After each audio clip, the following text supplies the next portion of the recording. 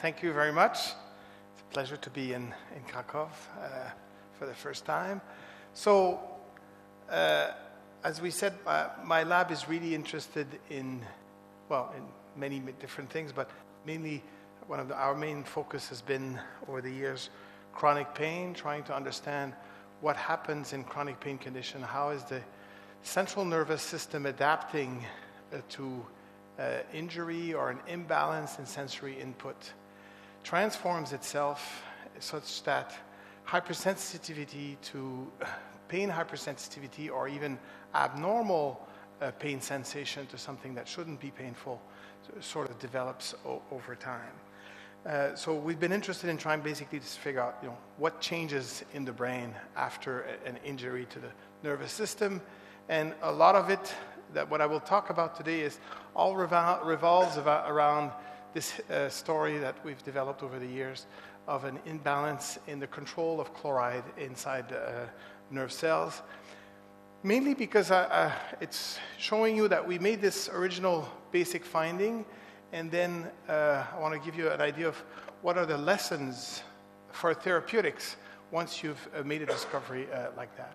So the story starts almost 15 years ago now, where we were interested, as I said, in figuring out, you have sensory input that comes in. It's the input is filtered within your spinal cord before it's relayed to the brain. And basically what we found at the time was after an injury, there's a disruption that involves all of this cascade that basically makes that filtering inefficient, if you want. And now there's aberrant there's a signal that should not trigger a painful signal that is now relaying to the brain. And basically, the whole thing revolves around a very simple trick, if you want. Loss of inhibition in the spinal cord, so loss of control of the afferent input. But that loss of inhibition is through sort of an unconventional mechanism. Key mechanism for inhibition of cells is through GABA acting on GABA-A channels, mainly chloride channels. They're also permeable to a certain extent to bicarbonate. So that normally you have chloride flowing into the cell, and that causes inhibition. The flow of chloride ions across the membrane hyperpolarizes the cell. For this to happen, the concentration of chloride in the cell has to be low.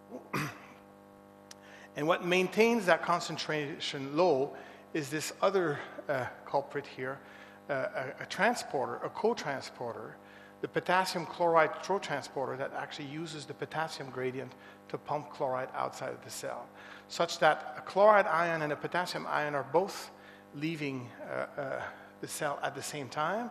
So it's an electroneutral process. So you're clearing chloride from the cell without changing the membrane potential. So this is inhibitory, this is silent, and it maintains chloride low in the cells. And basically what we found is that after an injury, not the injured cells, so you do an injury to the afferent nerve, and not those cells, but the cells inside the spinal cord, in the dorsal horn of the spinal cord, lose that transporter, that KCC2, chloride accumulates, and then the flow of chloride through the GABA channel is impaired. It's the injury to the nerve is causing the central neurons to lose KCC2. So this meant that there had to be some mechanisms by which the afferent neurons were talking to the dorsal horn neurons to alter their behavior. And what we found over the years, and work with Mike Salter's group at Sick Kids in Toronto, was basically that an important player at the time in response to nerve injury were microglial cells. They were activated. Most importantly, they start expressing the P2X4 receptor. And when ATP binds to the P2X4 receptor, they were releasing BDNF, and it's BDNF that was acting on TrkB receptors on neurons that causes the downregulation of KCC2. So this was really an interplay between the immune system, if you want, that was really perturbating the excitability of the nervous system. And I like to stress that it's really one place where we could really identify a biophysical mechanism by which the immune cells were controlling the nervous system. And one thing that I like to highlight also is that we often tend to think of excitability as, or hyperexcitability as meaning, well, cells are more or less excitable. They become more excitable. So it's easy to understand that you can have aberrant signals. What we've found, and I have to skip that part of the talk, but what we've really found is that what I find that people often miss is that beyond just controlling excitability, losing inhibition can really also unmask a number of interconnections in the nervous system. And this is illustrated here, where what we actually found is that you can imagine that there is a sort of a nociceptive specific pathway. So afferent input, that are nociceptors that are relaying information up a nociceptive pathway, and there's a distinct one for non-nociceptive input. There's been a lot of debate over the years as to whether there are separate pathways, whether they're common pathways, how can you explain things and so on. What people are finding is that there's a lot of interconnection between these pathways. And then when you have this microglial activation, basically what it's doing is it's making this inhibition less efficient, and it's unmasking input or connections between these different pathways, such that an innocuous input can now be, the information can be relayed up the nociceptive pathway. And I think that's a general concept that we have to keep in mind when we're thinking of abnormal excitability in the CNS underlying many diseases. It's not just that whether cells are more or less excitable, is that there are lots of interconnection in our system that are important, that are repressed, and it's important that they are repressed so that you process information properly. And in certain conditions, these interconnections can be revealed. All right, so that's where we were at the time. A few years later, we were really digging into the signaling mechanisms that are involved in this chloride regulation. And we got intrigued by another phenomenon. That's the response of the body to morphine. What you're seeing here on this graph is a classical response to morphine. So here on the axis you have the nociceptive threshold, or the pain threshold if you want. So as you're going up, this means analgesia. If you give morphine once, you see that there's a good analgesia, but over time, as you're giving morphine, the response peters off. And that's basically your phenomenon of tolerance. Just the fact that you need more and more drugs to achieve the same amount of analgesia. A phenomenon that's observed in the clinic that's quite debilitating and definitely highly frustrating for the clinicians is that there is this development of a paradoxical hyperalgesia. Upon repetitive morphine treatment, patients actually become hypersensitive. It's kind of ironic to think that the age-old analgesic is causing the person to become hypersensitive. But this was interesting to us because we know that morphine treatment caused an inflammatory response in the CNS, caused microglial activation. So we were interested in whether this hyperalgesia could be involving some of the mechanisms that we had just highlighted. And I'm jumping to the conclusion because this is old work, but basically what we found, again, the irony, is that morphine was causing microglial activation and was basically recapitulating all of the signaling cascade that we had seen with nerve injury.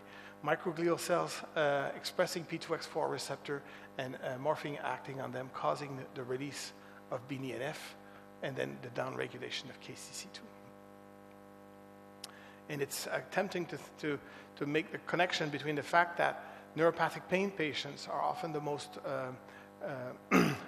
resistant, or where morphine treatment is the least effective. Well, if their response, if morphine is sort of recapitulating this inflammatory response, that's understandable. One concept that's important to remember, however, is that morphine is causing its analgesia by acting on neurons. It directly acts on neurons, on the mu receptors, different opiate receptors, and inhibits the cells. So the paradoxical hyperalgesia is really reflecting a response of the tissue to that foreign drug, that morphine, and it's a competing mechanism. So the good news is that basically if you try to block any of this cascade, you can maintain the analgesic effect of morphine and preventing the hyperalgesia, and we'll come back to that. And that's something that we have shown in the paper. If we block these different pathways, we can block the hyperalgesia without affecting the analgesia. All right, so that was one aspect of morphine treatment. One thing that was very important, an important finding also, is that and that was a debate at the time, whether tolerance and hyperalgesia are both aspects of the same problem. Is the fact that you need a greater dose to produce analgesia, was it because there was development of hyperalgesia or because there was really tolerance? And what we show here is that when you deplete, we depleted BDNF specifically from microglia, we could reverse the hyperalgesia. So animals that are treated with morphine, so this is the mechanical threshold, you see that they develop hyperalgesia. But animals where BDNF was deleted, there was no development of hyperalgesia. Yet tolerance, so the fact that you need, more and more morphine to cause the same analgesia, was not affected by deleting BDNF from microglia. Nor was withdrawal. So this hyperalgesia is also not, well, we'll come back to that later, but withdrawal, this is sort of the storm, the storm response that the animal or the humans develop after you stop the morphine treatment, the physical dependence, if you want, was also not affected by deleting BDNF from microglia, selectively deleting BDNF, and we'll come back to that.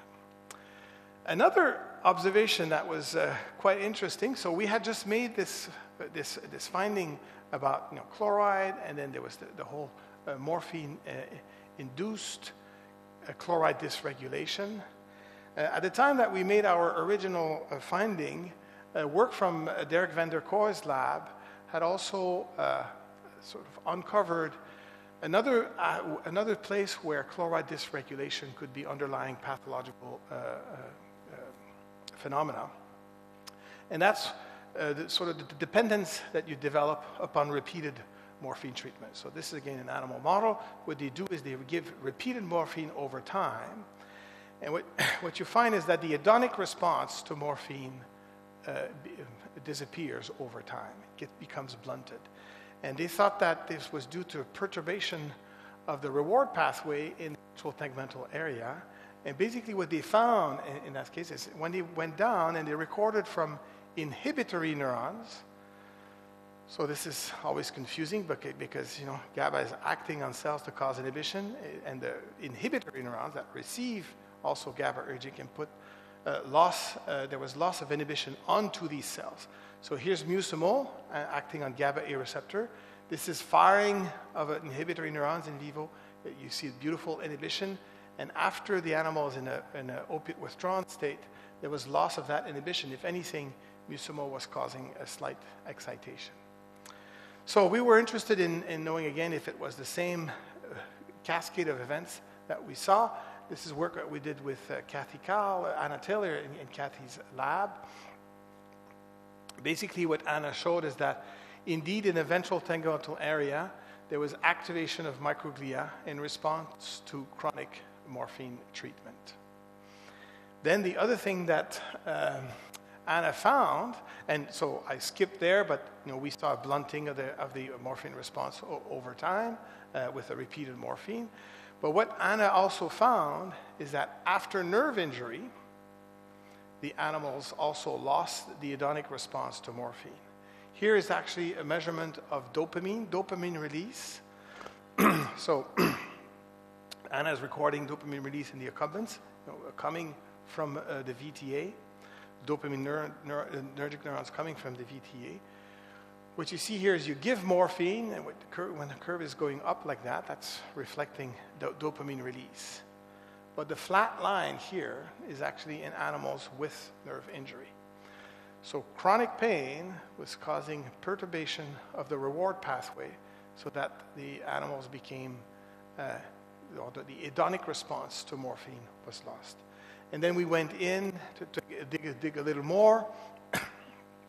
So after nerve injury, as I said, there is a microglial activation. And if we block, we could block this microglial activation, in this case with minocycline. We've done it with other approaches. Since then, we went in to see if there was a change in KCC2. So there's a decrease in KCC2 in the animal with peripheral nerve injury in the VTA. And this is reversed. So the loss of KCC2 is reversed when you treat with minocycline, when you try to block microglial activation. And we did a number of measurements. We saw change in BDNF, and this is a fancy figure to show that we could measure the activity of KCC2, and we saw a decrease in the activity of KCC2. So basically, what this was, to summarize this, I told you that it's actually the inhibitory neurons in the VTA that are affected. So basically, so normally what you have, and what you have a lot in these mesolimbic pathways, is inhibition of inhibition of inhibition. So the idea is you have inhibition of inhibitory neurons that causes disinhibition of the dopamine cells, and that's what's causing dopamine release. And then upon morphine treatment or chronic pain, you have microglial cell activation, loss of KCC2 on these inhibitory neurons. So now they are effectively they're not effectively, inhibited, so you lose that disinhibition of dopamine cells. So that's yet another place where people have found, or we and others have found that KCC2 dysregulation was involved in sort of a pathological state, if you take it like that. And since then, there's been a number of studies highlighting a key role that KCC2 plays in several pathologies. I talked about spinal cord and chronic pain syndromes. There's been a lot of other work since then identifying involvement of KCC2 in several other chronic pain syndromes. There's also been work by late Laurent Vinet of the role of KCC2, loss of KCC2 in motor spasticity after spinal cord injury. Of course, epilepsy has been seminal work, historical work on the involvement of KCC2 in epilepsy. But then more recently, there's been a number of other pathologies. We've talked about drug dependence, some great work by J.D. Baines and John Danny's group of the involvement of the response to stress in the VTA and in the hypothalamus involving perturbation of KCC2. There's even some suggestions that in cognitive decline, in Alzheimer's model, perhaps those models that involve early epileptiform activity, there's loss of KCC2. And the latest kid on the block is there's a lot of hype about autism spectrum disorders, at least some disorders where there's an imbalance of excitation inhibition, where chloride dysregulation may be an important mechanism. On top of that, there's a lot, and perhaps it's not surprising that something that like KCC2 that seems to be involved in many aspects of neuronal control of neuronal excitability is there's a number of different mechanisms that are involved in regulating KCC2 activity. A lot of it is through its trafficking on the membrane and in intracellular compartments. That's inside the cells, regulating KCC2. But there's also emerging several mechanisms in between cells, so signaling mechanisms, intercellular signaling mechanisms, neuropeptides, neurotransmitter systems that are either positively regulating or negatively regulating KCC2. So it seems to be emerging since these early work as a very important target, a very important player in regulating excitability in different forms of pathology, therefore suggesting that it's an important target. One concept that I want to throw here, though, is that when you're seeing a lot of regulatory mechanisms, cascading and so on, involving something like KCC2, that raises a major challenge for therapeutic approaches. And here I'd like to show you a concept that's been very well illustrated by Steve Prescott, of the concept of, if you want, maladaptive homeostasis. And the fact that there's cells and cell excitability. Here, Steve is using the concept with respect to cell excitability, but you can transpose that to multiple signaling conditions. And the idea is that you have a flurry of mechanisms that are converging and maintaining the cell in a certain state. Let's call it excitability for the sake of the discussion here. So such that if you perturbate, you can remove one ion conductance, for example. That will change the excitability of the cell. And then what you will observe is that over time the other conductances of the cells will adapt to bring the excitability of the cell back to its normal state. Transpose that, if you want, to other signaling mechanisms regulating KCC2, and it would have the same issue. So if something happens, if there's a development of a pathological condition, the system may be changing to another state, another abnormal or excitability state. And if this is happening over a short time and it only involves a couple of variables, you may have the opportunity to bring the cell back to its normal state. But what often happens over time is that cells are actually kicking into another homeostatic state. And then I would call it an abnormal or maladaptive homeostatic state. And what that means is that now, if you're going back and saying, well, I'm going to try to modify a variable X and Y, my favorite channel, which is the one that's the most important for therapeutics, well, I may be unlucky because you're doing this, and then the cell will try to come back to its abnormal state. So when we're dealing with, and the mathematicians call this degenerate mechanisms, basically the fact that the same outcome can arise from multiple pathways.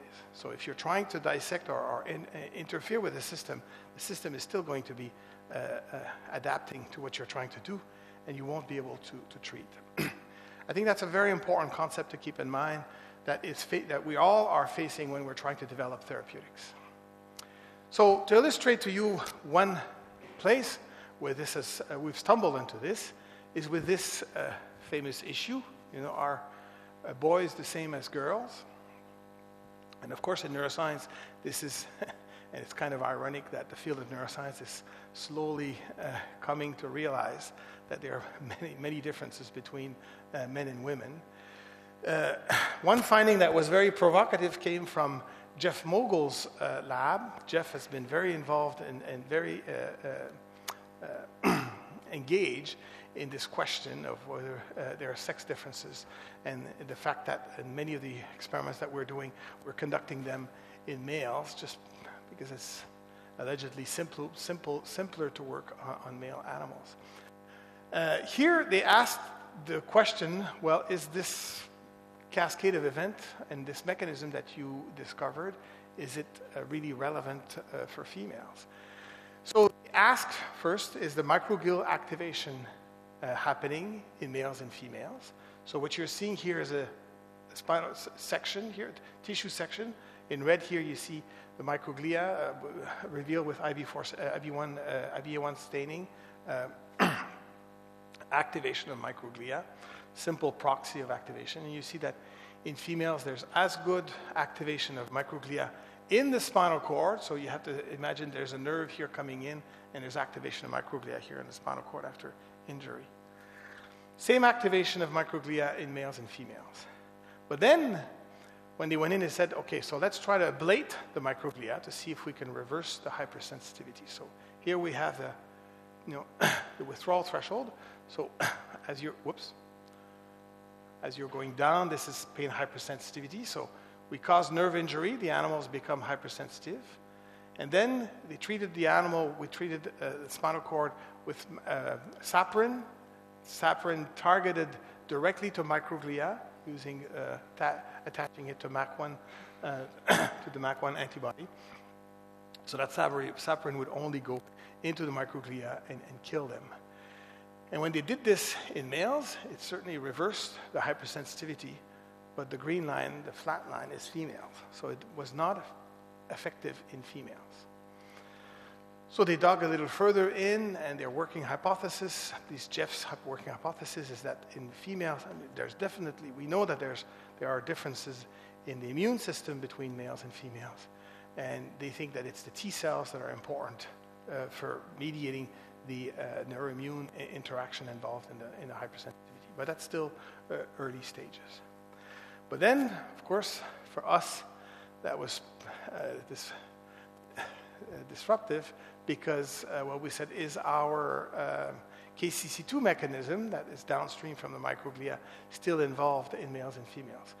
So what we did, what Josiane Mappelbeck in Mike Salter's lab with Etienne Lorenzo in my lab did, is we went and we measured KCC2. So here's in males and females. So same paradigm as what you saw with the microglia. And you see both in males and in females, KCC2 was downregulated.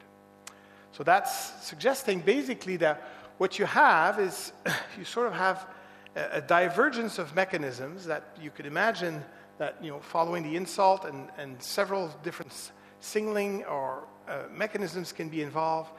They can diverge into parallel regulatory pathways, but eventually it will converge back onto controlling the excitability of the cells. And what our result is suggesting is that KCC2 remains a common pathway in regulating the excitability of the cells in this pathway. So basically, this is important to keep in mind in therapeutic design, because we saw a flurry of signaling mechanisms there, but targeting them may not be very efficient over the long run. It's interesting. It's important to try to identify more robust pathways to target. So, all right. So, in this part of the talk, what I want to say is, what I want to guide you through is, okay, so what do we do now that we know that KCC2 is involved?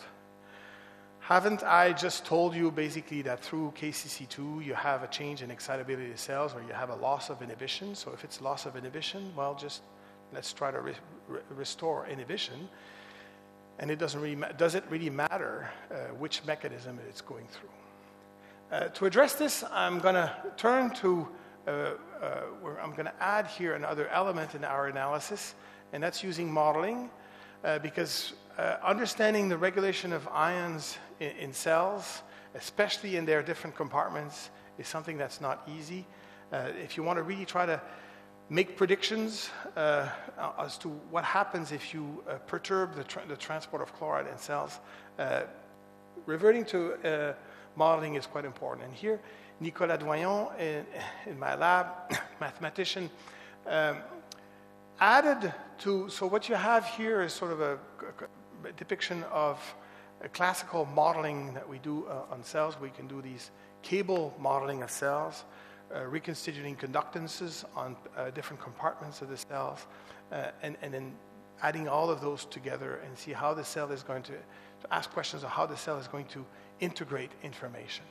What Nicolas did, what he added, is he transposed that into an electrodiffusion model. So each of these compartments he divided into concentric compartments, and in each of these compartments he's following the ion concentrations, a number of ions, a number of transporters, ion channels, also enzymatic reactions, especially pH regulation in cells, so that at each time step we're following what happens in terms of ion distribution in the cells. And that modeling has really revealed a number of things that one has to take into consideration if you're trying to target inhibition in cells. One of them, to keep things simple, is basically try to understand how is the excitability of cells affected if you lose KCC2. So this is what you're doing. See here in the simulation is we're bombarding the cell with inhibitory synaptic events. So inhibition in a barrage, GABAergic input. I apologize, the currents are going up. This is a voltage clamp, so currents are going up, but these are inhibitory currents. See, there's some kind of decline, but it sort of follows. But if you don't have KCC2, basically what you see is inhibition collapses. So if you're looking at inhibition, rare inhibition if you want, or inhibition to a single impulse, it's not affected that much by losing KCC2. But it's, the resilience of inhibition is really affected. It collapses over time. And that's quite important to keep in mind. If you're going to be measuring how inhibition is affected, you have to take that into consideration. And it's actually even worse if you go into the dendrites. The distal dendrites, the dimensions are very, very different. Surface to volume ratio is very different. They're much more affected by change in chloride regulation. Another prediction that the modeling is telling us is that cells can go into a very unstable state if you don't have, this is technical, but basically look at this. What you predict from this simulation is that cell will kick into bursting mode. They become very unstable and they start bursting because they toggle between different excitable states. That was interesting because that's what the model was predicting. When we actually went back in the animals and we studied the cells, so this is studying the lamina 1 neurons, the neurons that are relaying nociceptive input to the brain. When you record from these cells and you're stimulating the foot, you see that this is an electrophysiological trace. The cells are silent. You don't see action potentials. When you have nerve injury, you see that these cells start bursting here. You see a burst of action potential, which is very different in nature than when you actually touch the foot of the animal. They actually become hypersensitive. They respond to touch these cells, but they don't burst like that. And when we actually activated microglia and we added microglia onto the spinal cord, we could replicate these bursts, or if we block KCC2, we could replicate these bursts. So the tissue becomes hyperexcitable, very unstable. And the last prediction I want to show you is basically asking the question, okay, I've lost inhibition through loss of chloride homeostasis. Can enhancing GABA-A transmission be a good strategy to restore inhibition? So enhancing GABA-A channel, for example, with a benzodiazepine, for example. The problem is, keep in mind that the cell is clearing chloride with KCC2. Chloride flows in to the GABA channel and is being cleared through KCC2. So basically what you see from what the modeling is predicting is, so this is looking at the firing of the cell. As you increase inhibition, you see that firing goes down. So if you have all the KCC2, the normal KCC2, firing goes down, but then that collapses with time. And if you don't have KCC2, the collapse is faster, and in fact the cells kick into hyper-excitable mode. So there is a window. Enhancing GABA-A transmission with a benzo, for example, should help to a certain extent, but the window becomes narrow, and it only works up to a certain point. Okay, so that really tells us that we should be targeting KCC2. We should try to be restoring the failed KCC2 rather than try to go in and enhance GABA transmission. And that's basically what we turn to. And I also think that it's a very good target to go after KCC2. Well, KCC2 was also a very nice target because it's essentially restricted to the brain, highly conserved, and it's difficult to overstimulate. And here's what I mean by that. So KCC2 is controlling, you're pumping chloride out of the cell, and it's doing it using the potassium gradient. It's a passive process, which means that it reaches a floor. You cannot extrude more chloride with KCC2 than a certain minimum amount. So that means that if you're enhancing KCC2 on this scale and you're looking at how hyperpolarizing GABA is going to be or not, in a cell that doesn't have KCC2, you're very depolarized, and by enhancing KCC2 a little bit, you will dramatically improve the situation. Whereas a cell that is already fairly down close to the floor, if you enhance KCC2, you will not have as much of an effect on that. So hopefully with this, by trying to target and rescue KCC2 in cells, we will help the cells that are in trouble without affecting the cells that are normal. So that's better than just coming in and trying to, massively increase inhibition onto cells. So we said we're going to try to screen for drugs that are enhancing KCC2 activity. So for this, we went to a cell line. We wanted a cell line that expresses very little KCC2 to start with, because you want to enhance it, so you want to be able to see it. And if you want to do a screening assay, you have to be able to see or have a very fast way of measuring a change in chloride in cells. And for this, we use actually something that Thomas Kuhne developed. Thomas, who's going to give the lecture tomorrow. Thomas actually stumbled onto he basically designed a genetically encoded chloride indicator using CFP and YFP. YFP is chloride sensitive, and he used the transfer of, so the interaction between these two fluorescent proteins being very close to generate what you call a ratiometric indicator that really is a good way of quantitatively assessing how much chloride is inside the cells. So we had these cells, we made them express chlomelion, and then we screened for a library of 95,000 compounds that were brain-friendly, that crossed the blood-brain barrier relatively well. We found about 25 hits from this 95,000 compounds. And from those 25 hits, they represented basically 5 chemical families. And then we started with one of them.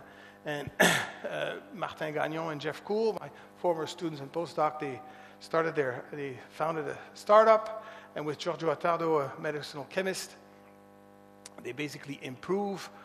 This is starting with one lead compound, and they came with this compound that had sort of optimal potency, stability, and so on. So this is all published. Again, we went back in vivo. Here's one assay that we used. We showed that it was enhancing KCC2 activity and lowering chloride in cells. Then you go in vivo. Here we are recording the output of the spinal cord, and we're stimulating the foot. If you do that, you build an input-output curve. So this is the output of the curve as you're increasing the stimulus. You do this, and then you give the compound in a control animal, and you don't see much difference. This is normalized to the response before the drug. But then if you do it in an animal that has nerve injury, now you see that the compound is actually having a big effect on the input-output curve, is decreasing excitability. If you prefer to see it this way, after nerve injury, you see that the response is much enhanced, and the drug is bringing it back to control level. So the fact that it works after injury, not in control, goes back to the concept I was telling you that we're rescuing KCC2 in cells, but the hope is that in the normal circuits it has a minimal effect because chloride is already low in cells. All right, so we go back to what I told you before. Remember our morphine-induced hyperalgesia? It was involving this cascade, so we asked with our compound, could we now prevent the hyperalgesia aspect so that we could maintain the analgesia intact? So here's comparing tissue from spinal cord. This is staining for KCC2. After morphine treatment, you see that there's a pale amount of KCC2 here, and after the treatment, we could really enhance KCC2 on the membrane of the cells. And then we could see if we could really reverse the hyperalgesia. So here's the paradigm that Francesco had developed. So what you do here is we're measuring, so it's difficult to measure the response of whether the animal is hyperalgesic when you're giving them morphine. You're giving them the analgesic. So what Francesco did is that he gave morphine twice a day, and the next morning, before the animal would get its morphine dose, he would measure the withdrawal threshold. So here you're giving the treatment over time. You see that baseline is drifting down, so the animal is becoming hyperalgesic. And here, when we're giving our compound, we could reverse this hyperalgesia. This is the hyperalgesia before you give the morphine. Okay. Now, you remember I told you that hyperalgesia was due to that mechanism that was not affecting tolerance, and it was also not affecting withdrawal. So it was suggesting that really tolerance was one mechanism, hyperalgesia was another one, But then there was the question of whether withdrawal was also a separate mechanism. And here I told you that, so if you delete BDNF from microglia, you don't affect withdrawal. But, and this is work from Tuan Trang's lab, and we just participated in that, what they showed is that if you kill microglia, so what they're seeing here is you're looking at the withdrawal, so to morphine, bar up here means there's a lot of withdrawal, and then when you kill microglia, we could reduce the withdrawal. So the BDNF from microglia was not important for the withdrawal, but microglia were important. And then Tuan started looking, or Nicole in Tuan's lab started looking for what could be the culprit and so on, and they had a collaborator there that was obsessed with so-called pannexin 1, one of these important gap junction channels, or hemi-junction channels. And basically the story is that if you block pannexin in the microglia, you can prevent the withdrawal. So here's the withdrawal from morphine, and you prevent it by blocking with a drug here or by deleting pannexin. You see that the big response to morphine is decreased here. In fact, what Tuan did is they went for an extra step. They said, okay, so let's try to find drugs that are used for treating, that are used in humans already that are targeting pannexin 1 in other conditions. And there's two of those drugs. One was an anti-malaria drug, methylfluin, and there's also probenecin, that's an anti-gout molecule. And they are known to act by blocking pannexin, and both of them decreased the withdrawal to morphine.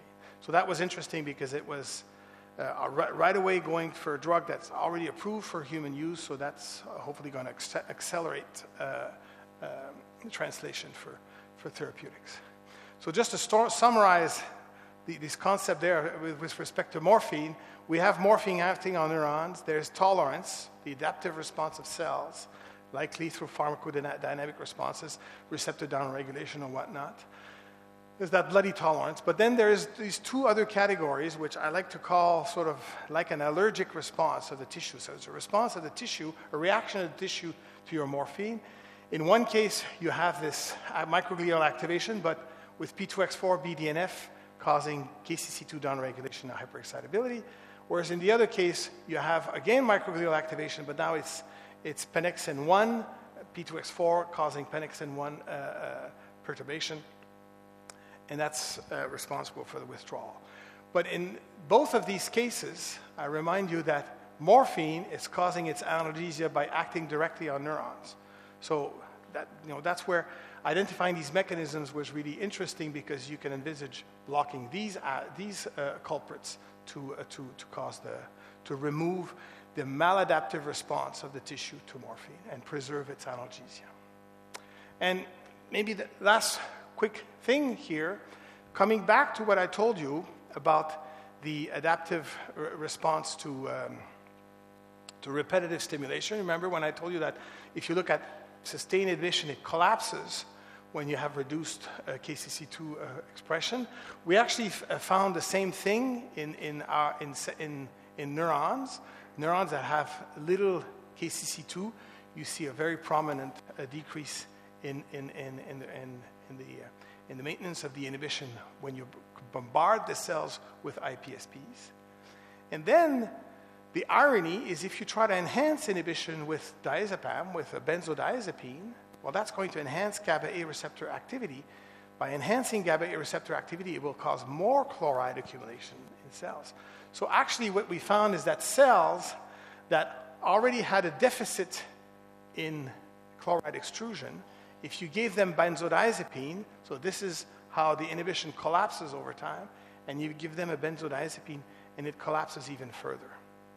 So that's really telling you that, the benzo approach, or trying to enhance GABA, is not necessarily a good strategy.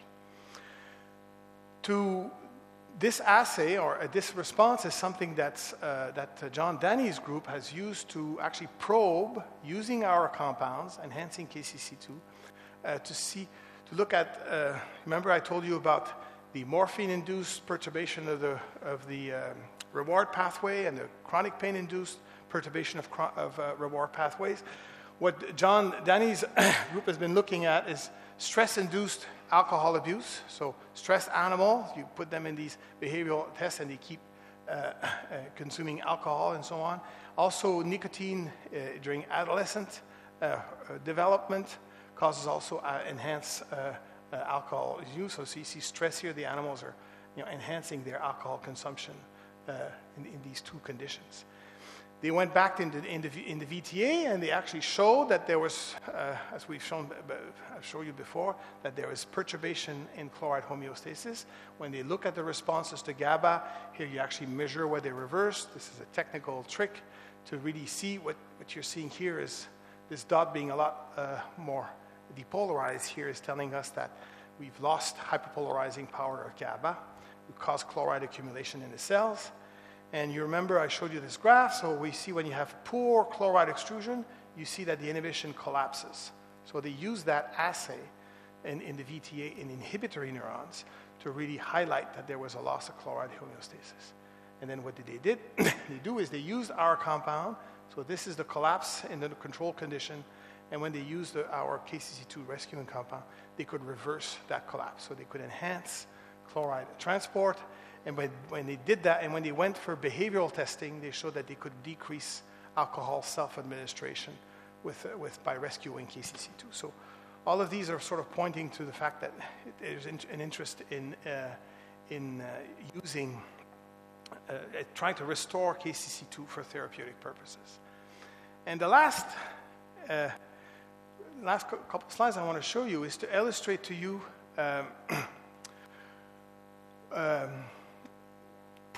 push this idea a little further. So I told you that perhaps using benzodiazepine would not be very efficient because it may be acting in a counterproductive fashion. So we went back and we actually tested this in our animal models of hyperalgesia. Would benzodiazepine treatment be analgesic? And certain groups had shown this before. Uli Zeithofer, for example, had shown that targeting the alpha-2 receptors of the GABA receptor was good for analgesia.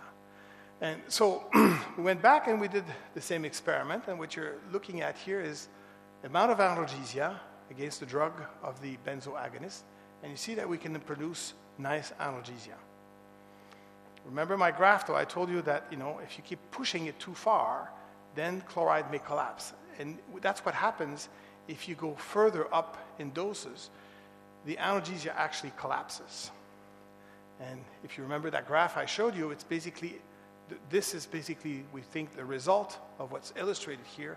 You can produce inhibition, but it will collapse if you go too far.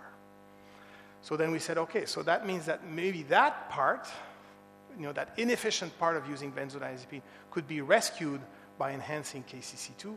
And that's basically what we see here. If we look at, this is looking at maximum analgesia produced by a drug, by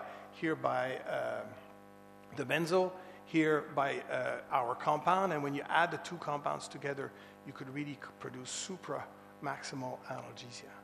So basically, if you remember, this is our graph. Dose response, it increases, but then it collapses. So we would like to think normally that this was what should be happening. In reality, what you see is more something like this.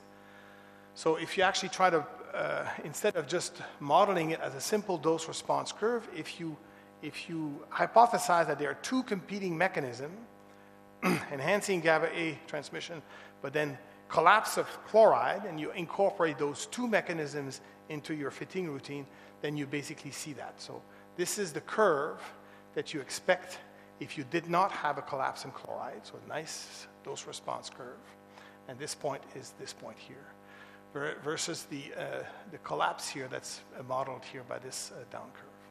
So we think that in addition to rescuing directly KCC2 as a good therapeutic target, rescuing it may also be a good strategy to enhance the efficacy of benzodiazepine treatment.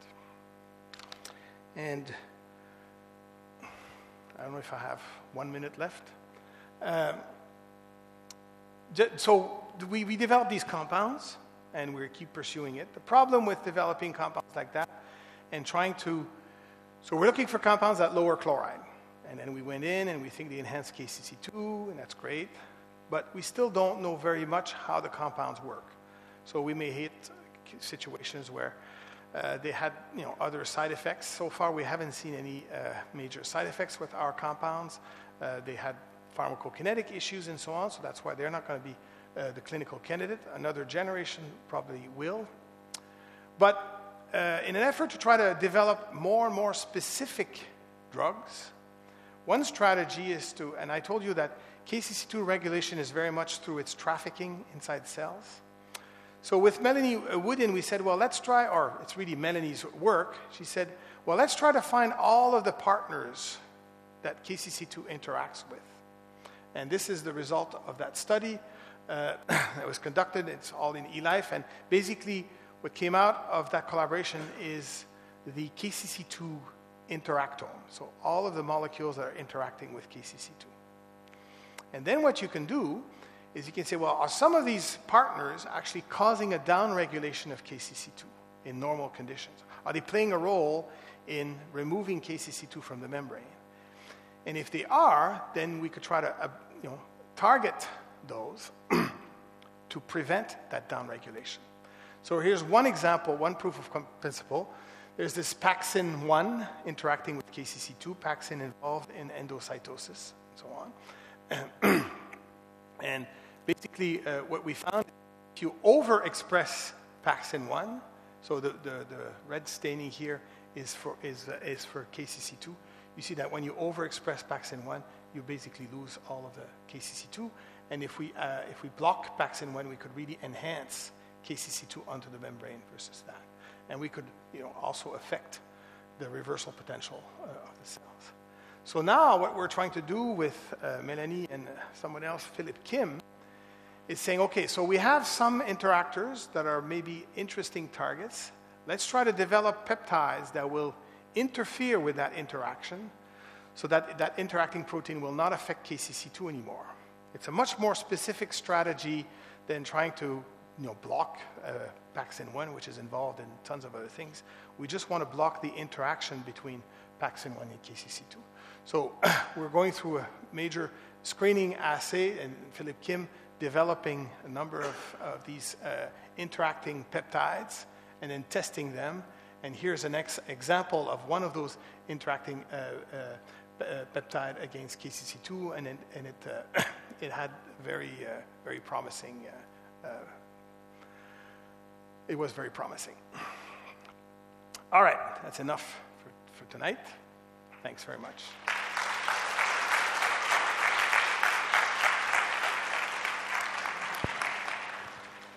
Yeah, thank you very much for this very interesting talk. I guess we have time for questions, if there are any.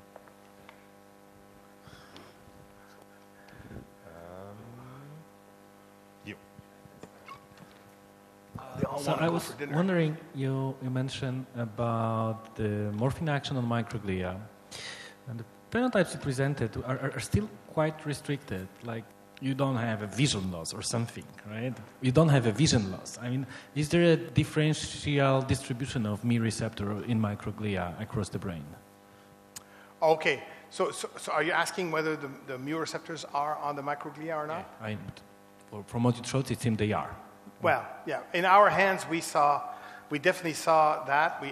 In pure culture, microglial cultures, we could block the activation and the P2X4 upregulation with naloxone. So they were really responding to that. Finding mu receptors on microglia has been difficult by other groups. What I can say is that we see it. We see it pharmacologically. Whether there is actually two components to this response. There is a mu-dependent component, and there's a non-mu-dependent component. So one of the suggestions was that it could be TLR4 expressed on microglia. In our hands, actually, when we used the mutant TLR4, that inactive one, it did not block the effect. Again, there may be some redundancy in the pathways that explains why that didn't work. But it still needs to be fleshed out a little more. to me, whether microglia themselves express mu receptors or whether there's an intermediate cell between that, it doesn't really matter. What really matters is that the microglial cells are responding to morphine, and then they're causing the BDNF release. Further questions?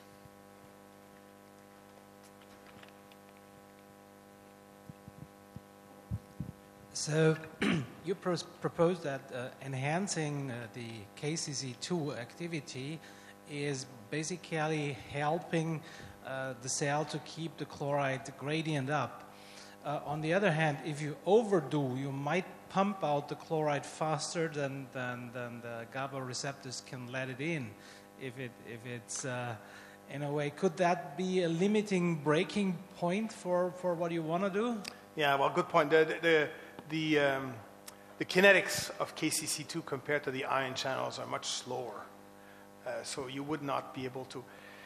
In fact, this is taken this out, but we've actually modeled this thoroughly and seeing how fast is the cell responding to the chloride load. So you open the chloride conductance, you see an immediate change in chloride.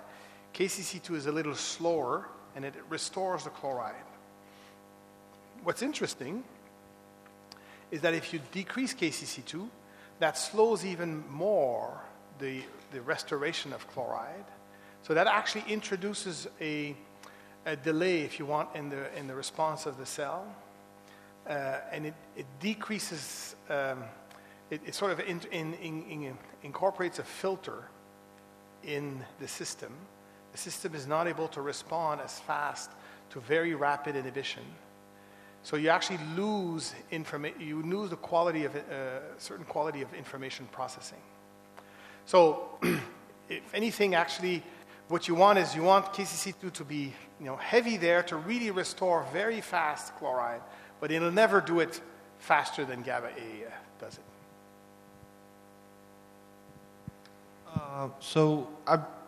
That might be a very stupid question. So when you use KCC2 antagonist, does it evoke some kind of hypersensitivity? Right. Yeah. So we showed in the original paper that if you downregulate KCC2, you can replicate the effect.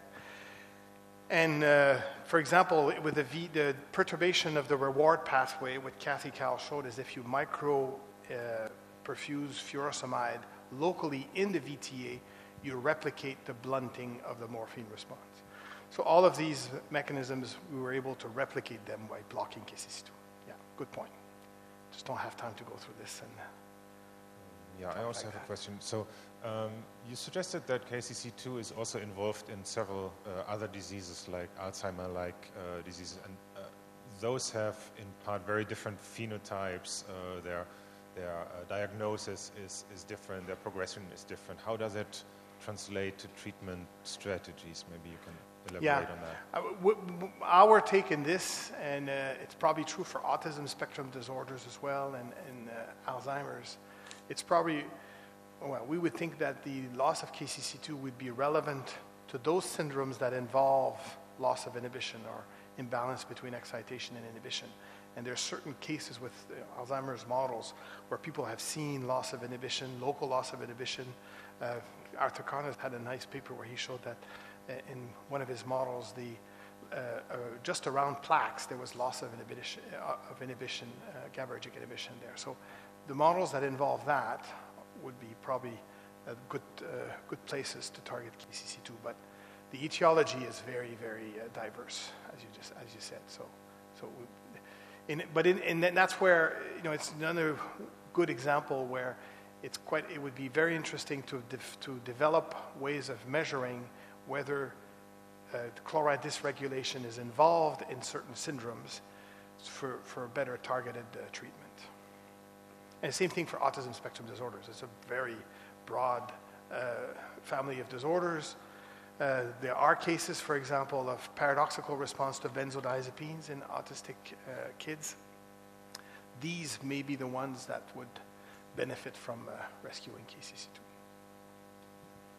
Are there more questions? I don't see. So then let's thank Yves again for this nice talk. Thank you very much, Yves. Thank you for the wonderful day, and have a good tram party, and we'll see you back tomorrow, 9:30.